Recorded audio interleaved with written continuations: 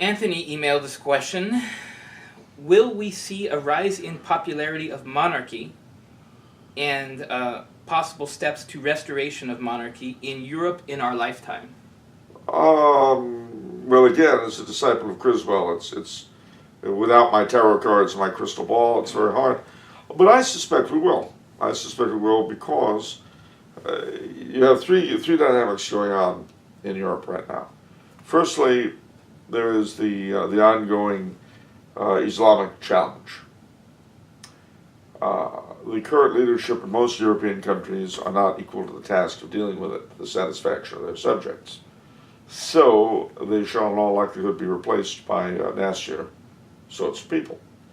But those nastier sorts of people are not really going to have an answer. Let's presume for a minute that they're able to defeat the menace. Okay, now what? Europe still has a demographic problem. The reason why these people were first brought in was because Europeans were not breeding sufficiently to keep the economic machinery going. All right? That will not go away if, which God forbid, they murdered every last Muslim in Europe or threw them out into Africa or Asia. This would not change the fact that there's a terrible demographic implosion. This would not change the fact that Europe has lost its sense of who it is.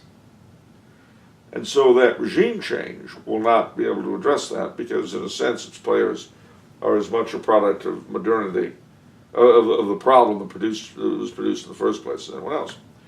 So, at that point, when people begin looking around to say, gee, what can we do? Yeah, I think they'll look at Europe's roots, both in terms of Christianity, of Catholicism, and of monarchy. And they will both grow in popularity. Now, whether or not they actually take power or begin to determine things, who knows? That's up to a bunch of imponderables. What sort of people are around at the time, how things actually shake out. So, I don't understand what that would look like for a republic to revert to a monarchy. I mean, how could those in power just say, okay, here you go? Well, they wouldn't. The only way, well, I take that back. That's not entirely true. If you had a leadership that was sufficiently farsighted, if you had someone in power who was a true lover of his country over himself, if he, looking at his country's traditions and all that, if he realized the monarchy was the best thing for his country, well, we can do it. We've seen this with Franco, of course. We saw it in Cambodia. De Gaulle, had he not been deposed in '68, was making noises about restoring the monarchy in France.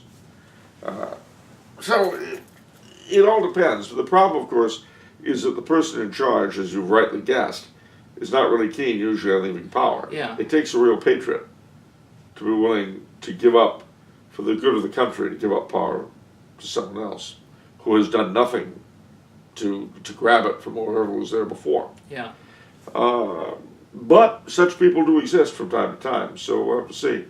The other possibility, of course, is that an heir to the throne will arise who has what it takes to overturn the current, again, depending on the country, the current regime. And then the third possibility, as we saw with Bonaparte, is somebody making himself sovereign without any right to other than power. What does that mean, has what it takes? Does that mean like an army? The ability to raise an army and to command it.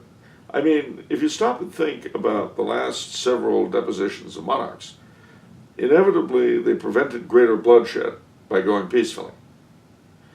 Even though their armies often said, we'll fight for it. They didn't want a war. They didn't want to shed their subjects' blood. Yeah.